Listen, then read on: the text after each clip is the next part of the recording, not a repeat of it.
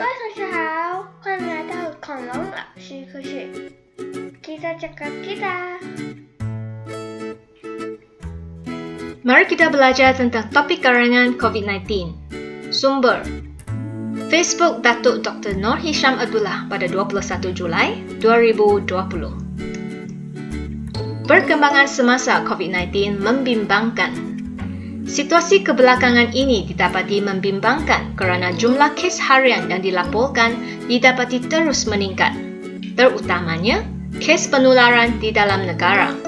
Sebelum ini, jumlah kes aktif telah menurun kepada 63 kes iaitu pada 9 Julai 2020. Namun, ia mula meningkat dan jumlah kes aktif kembali melebihi 100 kes pada 19 Julai 2020 dan kini ianya mencecah 130 kes.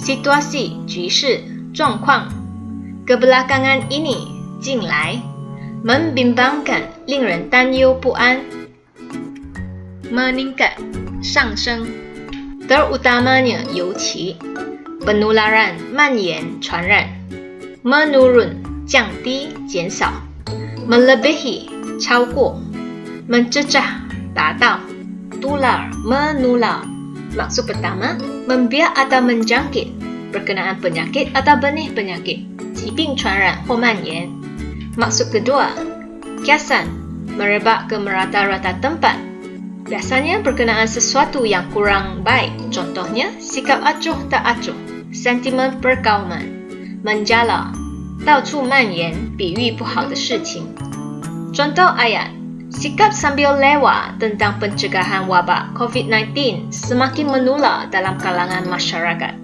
Sambil lewat, 懒散, 随便, 不认真. Cecah, mencecah.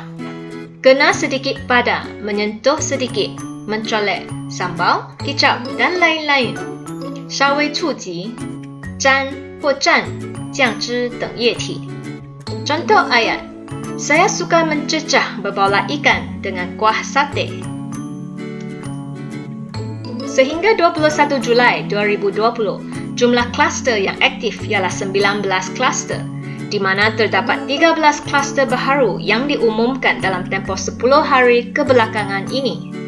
3 daripada 13 kluster ini adalah berkaitan dengan penularan tempatan kes COVID-19 daripada kes import, iaitu kluster Jupiter tidak mengakibatkan penularan tempatan, memandangkan ianya melibatkan kluster terpencil, isolated, di dalam sebuah kapal yang sedang berlabuh.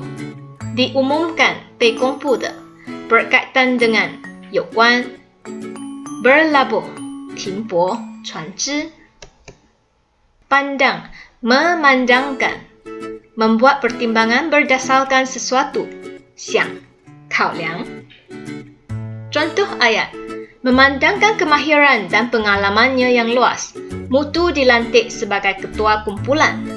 Dilantik, 被委任. Pencil, terpencil.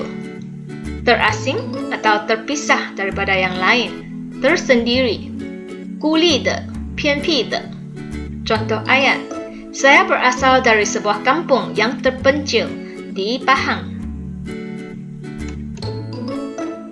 Oleh itu, KKM menyambut baik keputusan mesyuarat khas Menteri-Menteri mengenai pelaksanaan PKP yang telah diumumkan oleh YB Menteri Kanan Keselamatan sebentar tadi, iaitu mewajibkan prosedur kuarantin wajib 14 hari kepada mana-mana warga asing atau rakyat Malaysia yang pulang dari luar negara di stesen kuarantin yang ditetapkan oleh kerajaan, berkuat kuasa 24 Julai 2020. Ini diharap dapat mengelakkan daripada berlaku lagi kluster seperti ini. Menyambut baik 热烈欢迎 pelaksanaan 执行实行履行 mewajibkan 规定限定 warga asing 外国人 berkuat kuasa 生效合法有效 mengelakkan 避免 Namun begitu, harus diingat bahawa terdapat juga 9 kluster lain yang merupakan penularan berkaitan kes tempatan di dalam negara dan tidak berkaitan dengan kes import. Ini menunjukkan masyarakat sememangnya telah mulai alpa dan leka, lalu mula tidak mematuhi prosedur operasi standard SOP yang telah ditetapkan. Menunjukkan 显示说明证明 masyarakat 民众 mematuhi 遵守服从听从 SOP 标准作业程序。 Alpa lalai kurang mengindahkan 粗心的疏忽的健忘的 Contoh ayat, dia memohon maaf daripada ibu atas kealpaannya. Leka, lalai oleh sesuatu, asyik dengan sesuatu.